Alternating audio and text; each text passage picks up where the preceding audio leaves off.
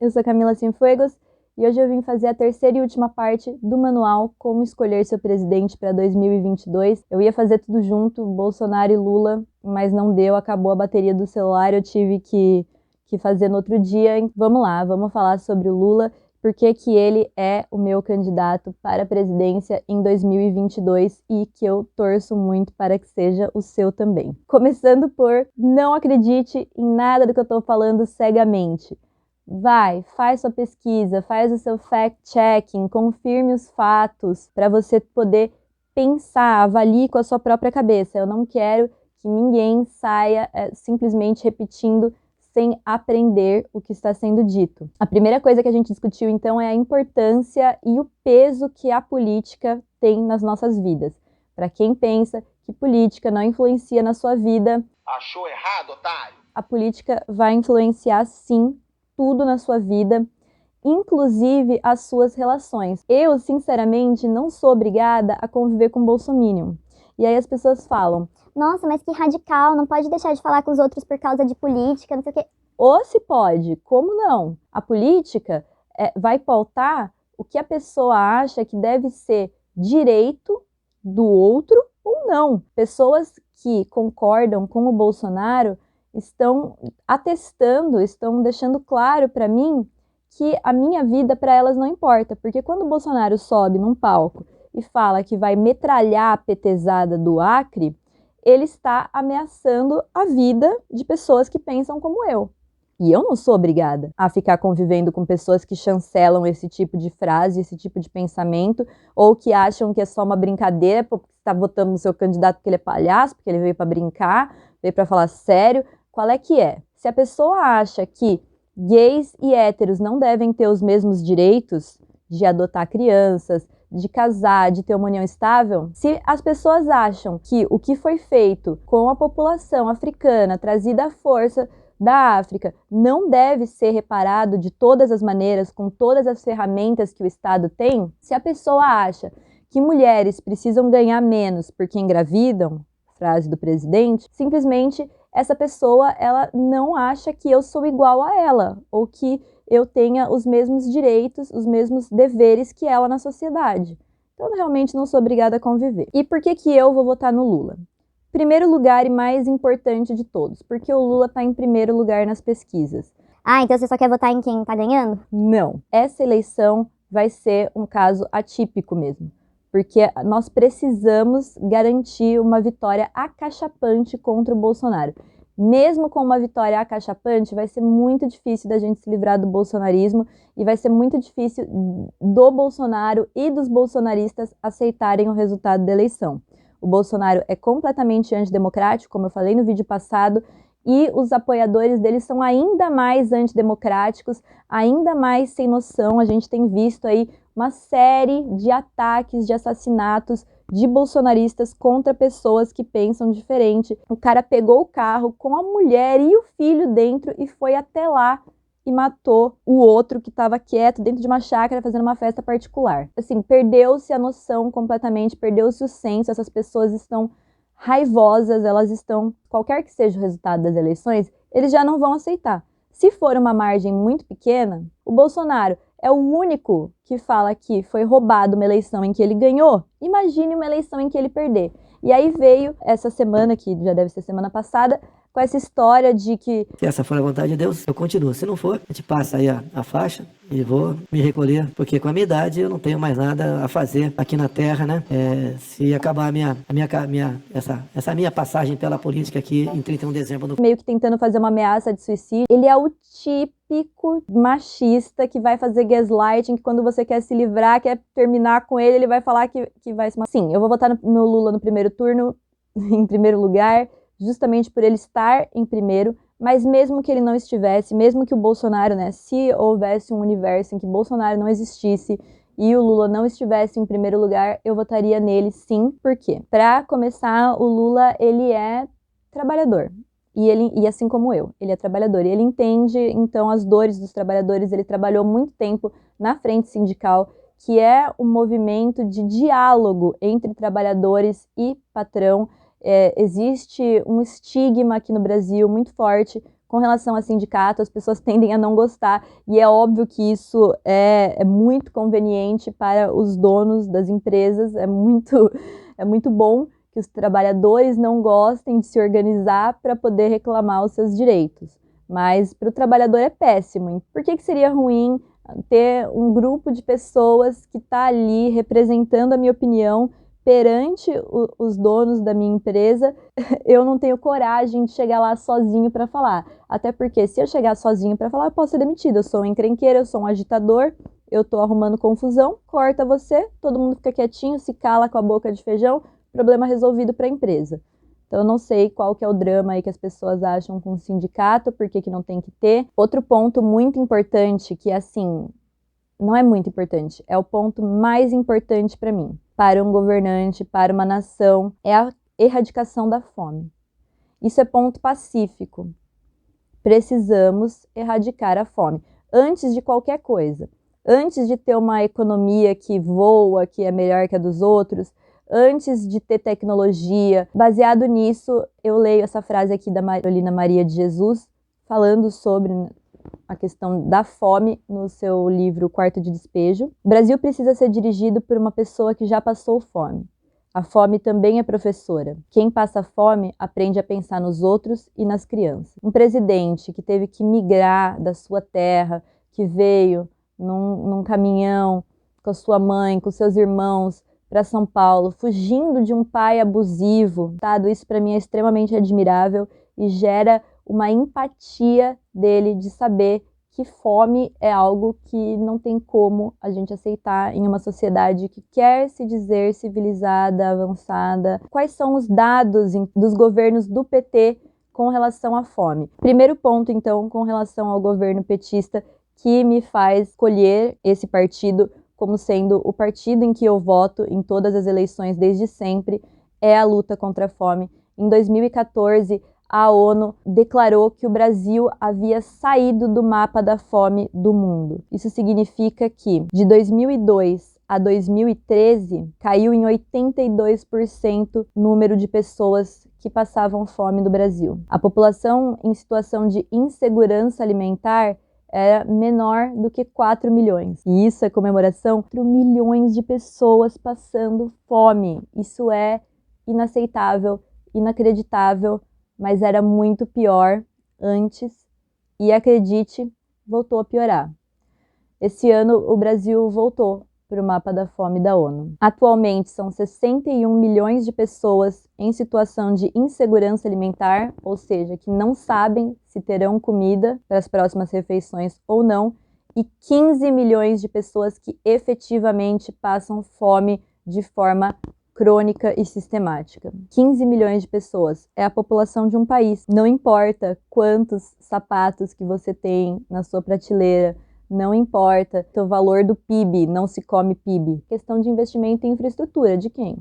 Governo. Outra referência também que me dói muito, que sempre me doeu muito, é o Poema Brasileiro, do Ferreira Goulart. E algo que me alegra, que me deixou muito orgulhosa, foi ver essa notícia aqui de 2016, onde o Piauí zerou a mortalidade infantil. Isso, por si só, para mim, já vale manutenção do governo. Ficou bem claro que só existiu um período da história, da série histórica, em que o Brasil não esteve no mapa da fome da ONU. Os governos que mais promoveram ações a favor da erradicação da fome, da diminuição da extrema pobreza.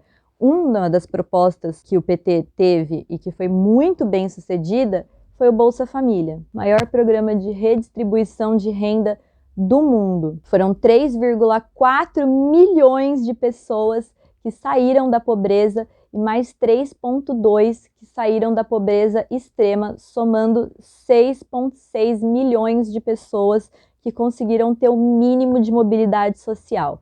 Outra coisa incrível sobre o Bolsa Família é que ele atrelava a assiduidade na escola ao recebimento do benefício.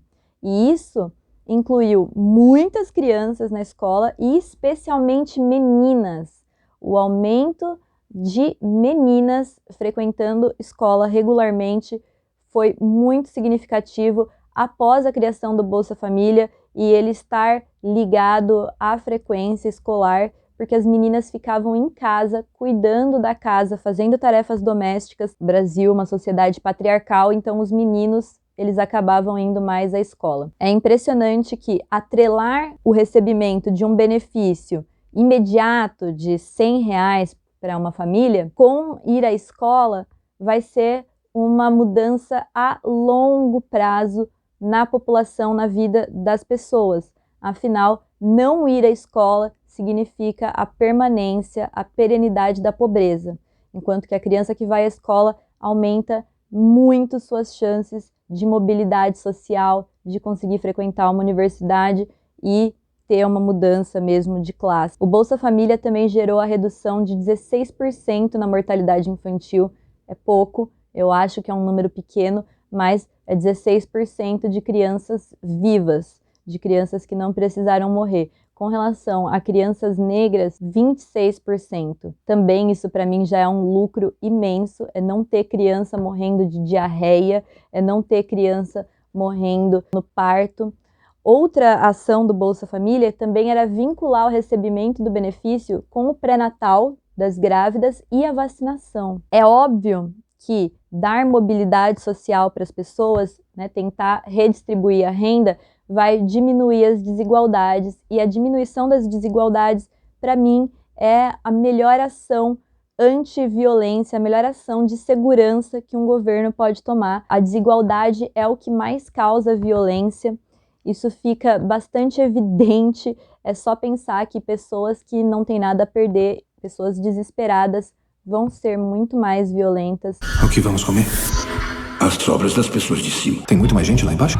Em breve haverá menos. Se todo mundo comesse só o que precisa, a comida chegaria ao nível mais baixo.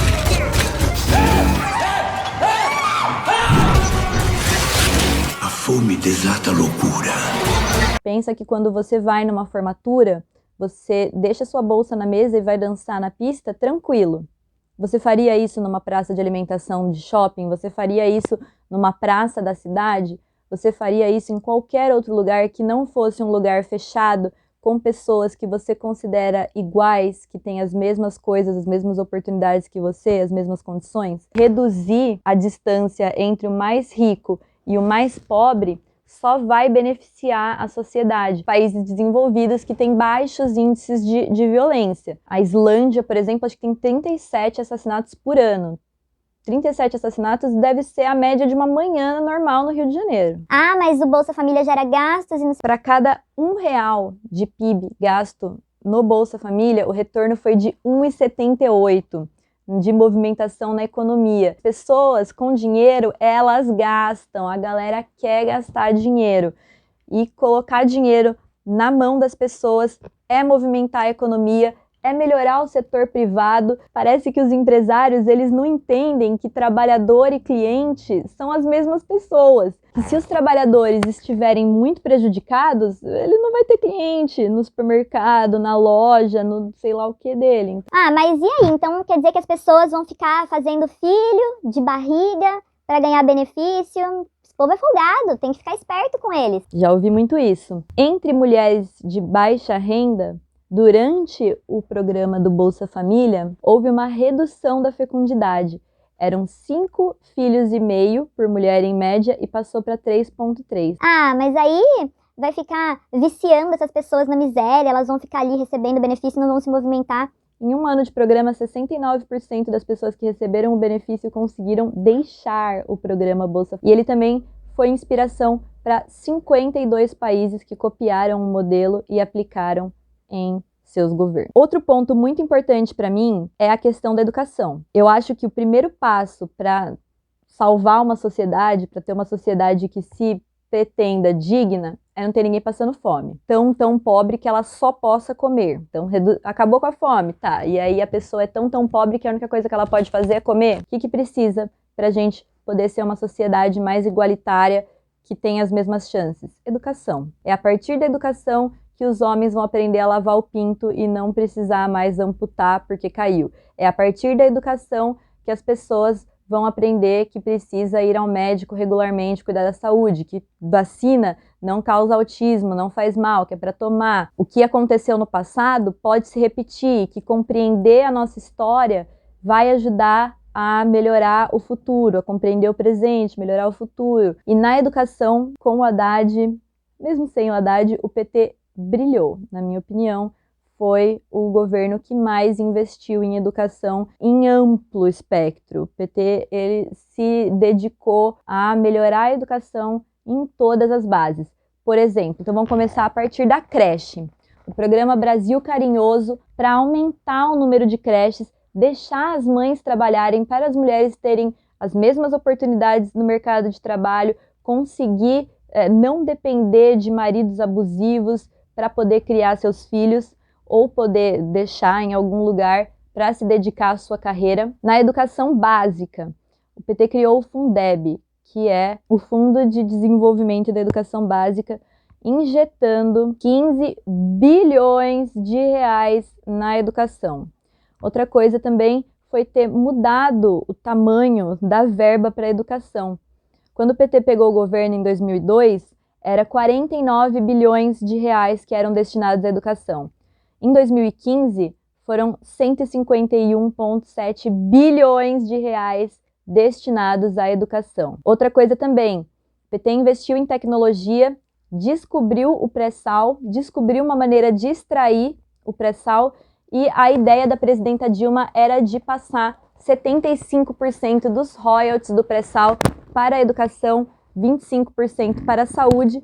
Isso, infelizmente, não aconteceu, porque o golpista Michel Temer colocou o teto de gastos em 2016, impedindo o reajuste de gastos com educação, saúde, por 20 anos. O PT também fez um programa chamado Caminho da Escola. Foram milhares de ônibus e 918 lanchas que foram compradas, destinadas a levar as crianças para a escola, crianças que moram em zonas rurais, que moram em zonas ribeirinhas, para a escola. Lembrando que educação básica é prerrogativa de Estado e município no Brasil. Escolas, elas são ou estaduais ou municipais. O governo federal tem um controle pequeno sobre o que os governadores e os prefeitos vão fazer com essas verbas. Falando agora, então, da educação superior. Foram 18 novas universidades, 178 campus criados pelo PT. Os governos anteriores, Lula e Dilma, fizeram o Enem. Pensa que antes, quando não existia Enem, você precisava viajar até o estado, até o lugar onde você queria prestar a faculdade. Isso era um gargalo imenso para pessoas mais pobres, que não podiam viajar. Eu, quando fui prestar o meu vestibular e não existia Enem, eu precisei escolher uma faculdade fora do estado para eu poder ir. E aí foi um gasto bem grande, porque eu tive que ir, ficar lá, eram 3 dias de prova, então eu tive que pagar hotel, ficar hospedada lá 3 dias, e pagando translado para ir do hotel até a faculdade, que era longe pra caramba. Imagine uma pessoa que não tem dinheiro. Eu tive que prestar Unicamp lá em Campinas, eu fiz USP em São Paulo, a UFSCar eu consegui fazer a prova em São José dos Campos, mas tudo isso pagando translado, depois de fazer cursinho, pagando translado até o local de prova, ou minha mãe gastando gasolina para me levar. Era sim um gargalo. Hoje em dia você faz o Enem na própria cidade onde você mora e você já é selecionado para universidades federais do Brasil inteiro. O Enem, mais o sistema de cotas, dobrou a quantidade de ingressantes no ensino em 2019.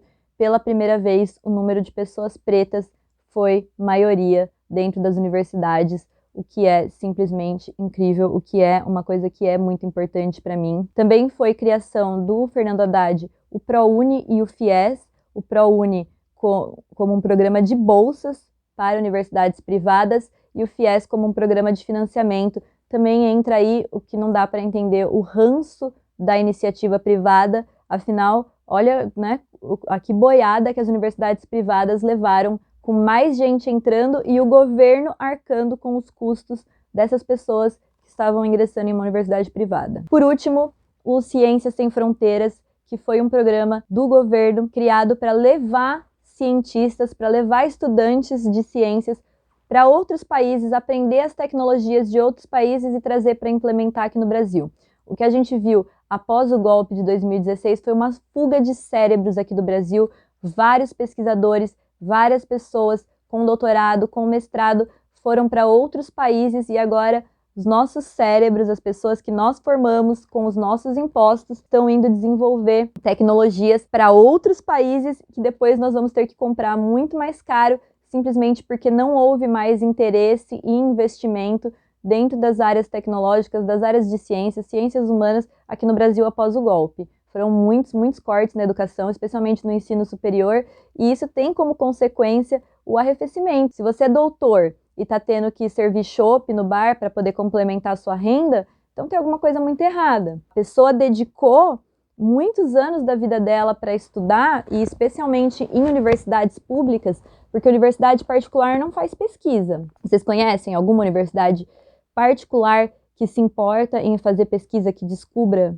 coisas novas? Universidade particular vai entregar mão de obra para o mercado de trabalho. As universidades públicas vão pensar em fazer pesquisa para descobrir novos medicamentos, vão pensar em pesquisa para descobrir vertentes linguísticas. Isso é muito diferente e tem que ser levado em consideração. Eu, quando estava na faculdade, tinha lá um monte de gente com IC, iniciação científica, que fazia diversas pesquisas, que trabalhava com ação do testosterona em uma pessoa com diabetes, o outro estudava como tirar o amido da batata. São coisas que vão trazer tecnologias para cá. Foi o primeiro programa a ser cortado pelo Michel Temer. A galera que estava no exterior ficou sem bolsa, do nada não tinha dinheiro nem para voltar para o Brasil. E agora eu vou fazer uma lista muito rápida, não vou ficar citando dados, outras coisas que foram feitas durante o programa do PT e que eu acho que foram fantásticas, começando pelas questões femininas. Lei Maria da Penha foi durante o governo PT. Delegacia da Mulher 180, Disque Denúncia específico para violência domésticas, além da PEC das empregadas domésticas, que a gente sabe que são quase exclusivamente femininas no Brasil, e regulamenta esse trabalho que é um resquício da escravidão, que era um resquício da escravidão, e que agora está muito mais difícil das pessoas terem esse tipo de funcionário, um funcionário que fica ali à disposição, que mora no lugar e não tem direitos, não tem férias, não tem 13º, não, agora está regulamentado. Vamos lá, um programa de cisternas, um movimento nacional de mobilização para o registro de nascimento, e esse eu vou citar dados, porque o número de crianças sem registro de nascimento foi de 18% para menos de 1% durante os governos do PT. Estatuto do Idoso, campanha do desarmamento, aumento real do salário mínimo, luz para todos, SAMU, tem coisas que parece que elas sempre estiveram aí, mas antes não existia SAMU, não existia UPA, não existia farmácia popular. E falando em farmácia popular, eu vi que agora o Bolsonaro tinha mandado cortar a verba da farmácia popular, mas após mobilização popular, ele voltou atrás. Ou seja, a galera pôs pressão e deu certo. Imagina se não existisse, se a gente só dependesse das farmácias privadas para comprar esses medicamentos básicos aí de hipertensão e diabetes, que eu acho que é o que a farmácia popular provê. Ia morrer. Brasil Sorridente, programa para melhorar o sorriso da galera. Aí foram 83 milhões de pessoas que foram beneficiadas. Pontos de cultura. Teve também, falando em cultura, o Vale Cultura. Então, como se fosse um VR, só que de cultura, para o trabalhador poder ir ao cinema, poder ir a uma peça de teatro, consumir obras que fazem ele pensar, que fazem ele refletir sobre a vida. Controle do desmatamento, que chegou em 2012 com o menor índice da série histórica. Central de atendimento específico para a violência contra LGBTs, além do casamento homoafetivo, que também foi legalizado durante o governo do PT e muito ameaçado depois que o Bolsonaro ganhou a eleição. Teve até juiz querendo anular casamentos que já tinham sido feitos em Santa Catarina. Agendamento por telefone da Previdência. Imagina, antes os velhinhos só podiam fazer qualquer tipo de contato com o INSS pessoalmente. Agora eles podem fazer por telefone. Quitação da dívida com o FMI. Essa é para os liberais, é para a galera que acha que o mais importante é a economia, não sei o quê. Com o Fernando Henrique, com os ditadores militares, o Brasil estava lá engasgado com dívidas com o Fundo Monetário Internacional, que é quando um país não está conseguindo andar com as próprias pernas, ele vai para esse banco de países pede dinheiro emprestado e aí esse banco vai falar, ok, eu vou te dar, mas contanto que você cumpra XY condições, que é para a pessoa não dar o calote. E o Brasil sempre ficou ali dependendo do FMI, que sempre empregava políticas austeras, políticas de austeridade para poder dar o dinheiro. E durante o governo Lula, o Brasil quitou a dívida e em 2009 se tornou credor, emprestando dinheiro para o FMI. Tivemos o programa de PACs para gerar mais empregos, mais alimentos, dando apoio para a agricultura familiar. As MEIs também parece que sempre estiveram aí, mas não. MEI é uma criação de governo do PT para microempreendedores individuais e que podem, então, requerer uma alíquota menor na hora de fazer a contribuição do INSS, Estatuto da Igualdade Racial, mais médicos, falando, né, de saúde, a gente falou do Farmácia Popular, das UPAs, do SAMU, mais médicos, que trouxe 18 mil novos profissionais para atender a população que fica agora, né, que acabou o programa, em carência de médicos, porque os médicos, dentro da classe trabalhadora, é um ramo que ganha muito bem. E aí, eles meio que não precisam ir para zonas com baixa infraestrutura, com poucos recursos para poder ganhar a vida. Eles preferem ficar nas capitais porque eles vão ganhar muito bem, seja trabalhando em hospitais públicos ou privados, e existe uma falta de profissionais na área. Então, eles não têm muita concorrência. E aí, o que acontece com lugares piorzinhos, que não tem um shopping, que não tem um McDonald's, fica sem médico. O programa Mais Médicos trouxe profissionais para atender nessas áreas. E não foram só cubanos, não. A minha cunhada fez parte do Mais Médicos, atendeu aqui dentro do estado de São Paulo, mas teve muito cubano, porque quando eu fui para Cuba, eu conheci na praia uma mulher cujo marido estava aqui no Brasil, participando do Mais Médicos, e ela estava super orgulhosa dele estar aqui. Ele também estava super orgulhoso de estar aqui, e eu fiquei muito orgulhosa dele estar aqui também. Em 2014, o Brasil atingiu a menor taxa de desemprego já registrada da história, que eram menos de 4% de desempregados. Teve um aumento de 55% da força policial, a transposição do Rio-São Francisco, e aí a gente chega na parte que todo mundo bate no PT, que é a questão da corrupção. Não dá, é o maior partido, é o partido mais corrupto da história do mundo. Será? Será que é? Dá uma checada aí, mas se eu não me engano, o Lula chegou a propor uma lei que classificasse corrupção como crime hediondo 2 vezes e não passou na Câmara. Confere aí. Tá, vamos ver então quais foram as ações do governo petista e por que eu afirmo sem medo, foi o governo que mais combateu a corrupção na história deste país. Primeiro, não vou fazer em ordem cronológica, tá? A Lei de Acesso à Informação foi criada durante o governo petista. Quanto mais transparência, menos corrupção. Corrupção a gente faz nas sombras. What we do in the shadows. A gente faz corrupção, é isso que a gente faz. Tem que ser escondido. Óbvio, senão não é corrupção.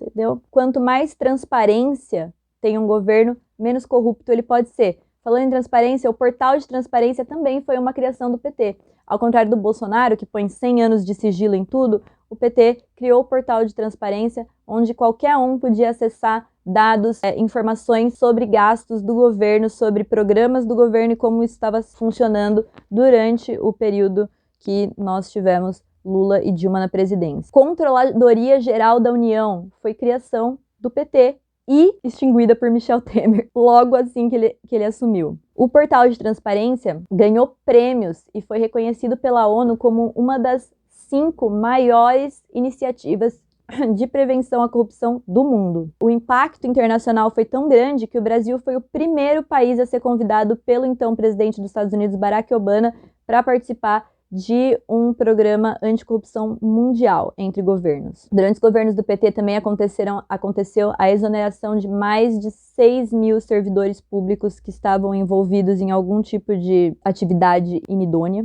Falando em atividades inidôneas, também houve o cadastro de empresas inidôneas e suspeitas para o governo poder monitorar aí quem é que estava fazendo falcatrua. Investimentos e autonomia na Polícia Federal, que pôde fazer as suas operações tranquilo, sem ser barrado, sem ser coibido. Tanto que, durante o governo Fernando Henrique, a Polícia Federal fez 48 operações. Durante os governos do PT, foram 3 3.512 operações da Polícia Federal, inclusive a Lava Jato, que prendeu diversos petistas, diversos integrantes do PT, inclusive o Lula, erroneamente. A autonomia do Ministério Público também foi a primeira vez em um governo em que os governantes respeitaram a lista tríplice dada pela categoria. Fernando Henrique tinha lá o engavetador-geral da República, que ele tinha escolhido, que é o cara que ia pegar os processos e ver se ele ia aceitar ou não. Esse do Fernando Henrique recebeu mais de 620 processos e só deu continuidade a 60. Arquivou e engavetou processos contra o próprio Fernando Henrique e ministros do seu governo. Depois, Lula e Dilma deixaram o pessoal da área escolher e indicaram alguém da lista tríplice que foi dado para eles. E agora o Bolsonaro já trouxe de novo o novo engavetador da República dele, onde tudo acaba em pizza.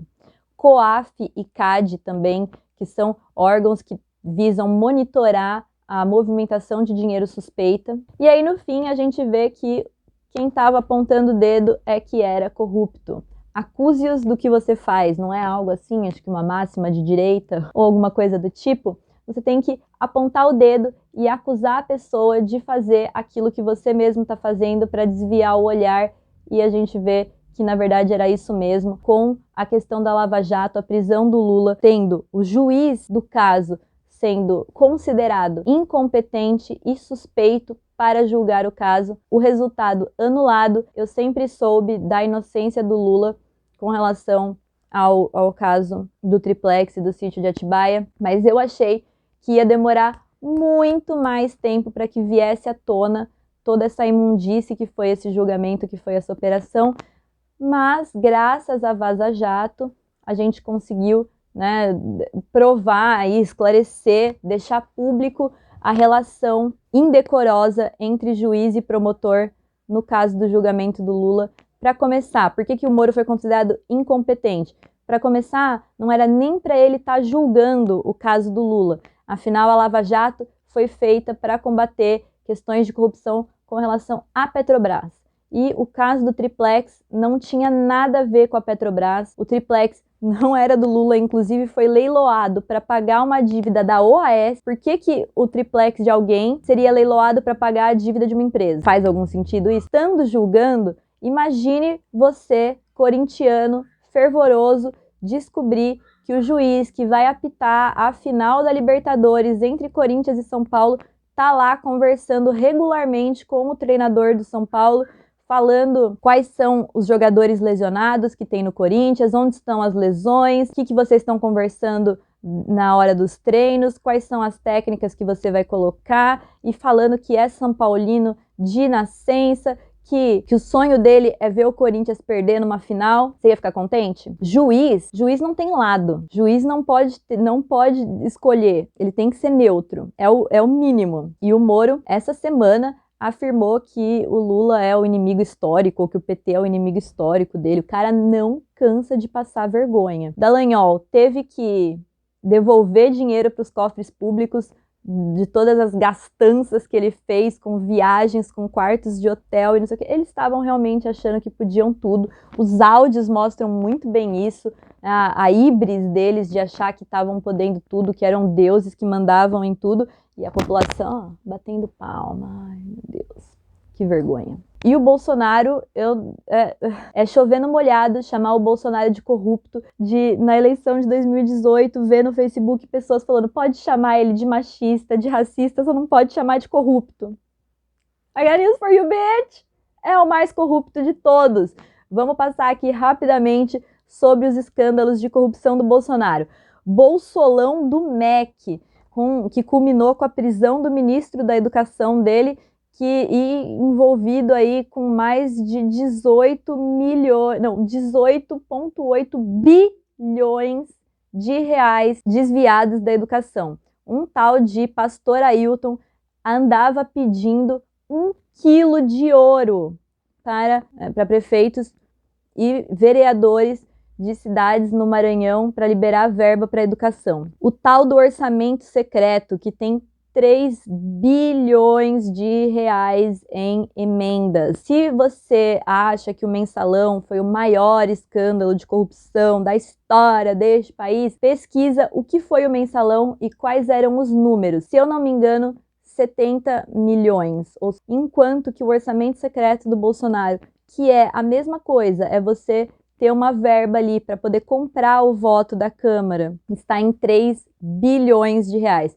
A gente às vezes não tem noção do que é bilhão. E esse orçamento secreto serviu especialmente para a compra de tratores que estavam com o valor 260% acima do valor de referência, superfaturados. Superfaturamento na compra de ônibus escolares.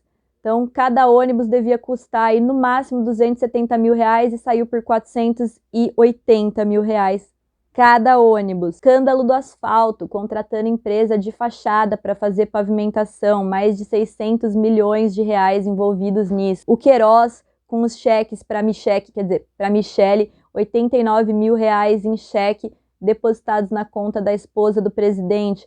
Rachadinha. Ficou claro que os filhos do Bolsonaro e o próprio Bolsonaro, enquanto deputado, pegavam o dinheiro que era para ser pago com funcionários deles dentro da Câmara, contratavam funcionários fantasmas e faziam a pessoa devolver o dinheiro para eles depois. A Val do Açaí é um belo exemplo disso. 15 bilhões de reais em leite condensado em um ano. Quase 2 bilhões de reais de gastos no cartão corporativo do governo. É brincar com a nossa cara, é fazer piada, é chamar a gente de idiota. Escândalo da Covaxin, também tentando comprar vacina superfaturada e de empresas de fachada. 151 imóveis comprados em cash. Quantos imóveis você consegue comprar em dinheiro vivo? Não consigo nada, não consigo nem uma casinha de cachorro. Escritório do crime, pior, né? O pior dos piores, o envolvimento do Bolsonaro e da sua família com Adriano da Nóbrega, o assassino da Marielle Franco, que foi apagado, mas ganhou prêmio. 35 mil comprimidos de Viagra. 50 mil reais em próteses penianas. Propina na Secom, com aquele ministro nazista que tentou imitar o Goebbels quando foi fazer o concurso lá de cultura dele. Enquanto isso, por outro lado, a gente tem o Lulão aí com o maior reconhecimento internacional de 18 Grand Cruzes, 8 medalhas ao mérito, 26 prêmios, 4 cidades fizeram dele cidadão honorário, sendo Paris, São Paulo, Santo André e Minas Gerais, e que ele só aceitou após o fim do mandato. Um busto em Washington. E dentre os homenageados desse rolê aí dos bustos, ele era o único que recebeu o prêmio em vida. E 17 doutor honoris causa ao redor do mundo. Então é isso. Lula, meu candidato, faz o L, desenrola, bate, faz o L... não sei a musiquinha, que volte a haver harmonia, que as pessoas possam discordar saudavelmente, que as pessoas possam expressar suas opiniões sem medo de levarem machadadas, serem mortas, de fazer uma festinha. Eu já fiz festinha com o tema Lula. Imagina alguém invadir a minha casa e vir aqui e me matar porque eu resolvi fazer uma festinha de aniversário com o tema Lula, tá? Beijo, tchau!